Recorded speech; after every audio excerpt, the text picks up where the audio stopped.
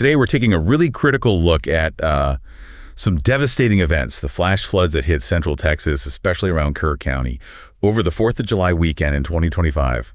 Just terrible. Our mission here is to pull out the key insights from what we're seeing about the human side, the rescue efforts, and how the community is responding. Yeah, and what hits you immediately from the sources is just the scale. It's overwhelming. The numbers, the fatalities, the missing people, they climbed so fast. It really paints a picture of how sudden and severe this was. And right at the center of it all, tragically, is Camp Mystic. It's this 99-year-old private Christian camp for girls right on the Guadalupe River. About 750 campers were there. Exactly. And the way the flood hit the camp, it's terrifying to think about. Before dawn on Friday, the Guadalupe River just surged. We're talking 26 feet. That's about 8 meters in only 45 minutes.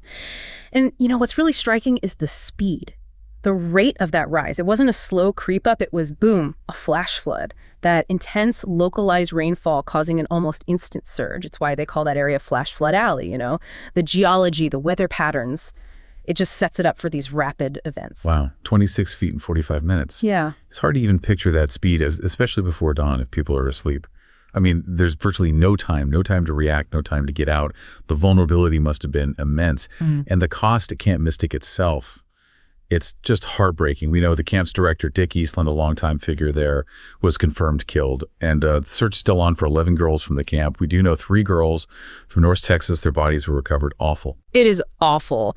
And Camp Mystic, while central, wasn't the only place hit hard. The bigger picture is just as grim. The latest count is 81 confirmed dead across the region, and that includes at least 28 children. Kerr County alone saw 68 of those deaths. Plus, there are still 41 identified people missing across central Texas. The search and rescue, well, it's shifting more towards recovery now, sadly.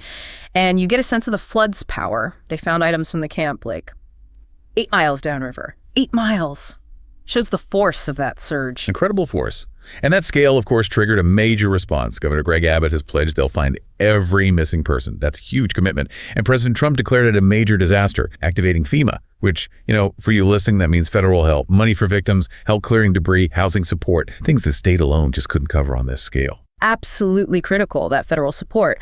But what's also really striking is the immediate community reaction, the grassroots stuff. You hear about people like Alma Garcia just cooking meals at home and delivering them, or Perla finishing her shift at Walmart and immediately starting to collect clothes and shoes for a shelter.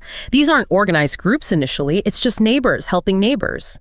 And that kind of immediate hyper-local response, it's often faster than the big organizations. It fills those first crucial gaps before the Red Cross or the community foundation of the Texas Hill Country can get fully set up. It's a vital layer of resilience, often overlooked. It really is. This whole deep dive, it just underscores the brutal impact of these sudden disasters, but also that incredible immediate human response. So what does this all really mean for you, our listener? What's the takeaway here? Well, I think it pushes us to think, doesn't it? In a world where these things can happen so fast, so ferociously, what can we really learn? Not just about official plans, but about that neighbor-to-neighbor support we saw in Texas. How crucial is that immediate grassroots help right after a disaster strikes? And, how does that resilience shape the long, hard road to recovery afterwards? It's something to really consider.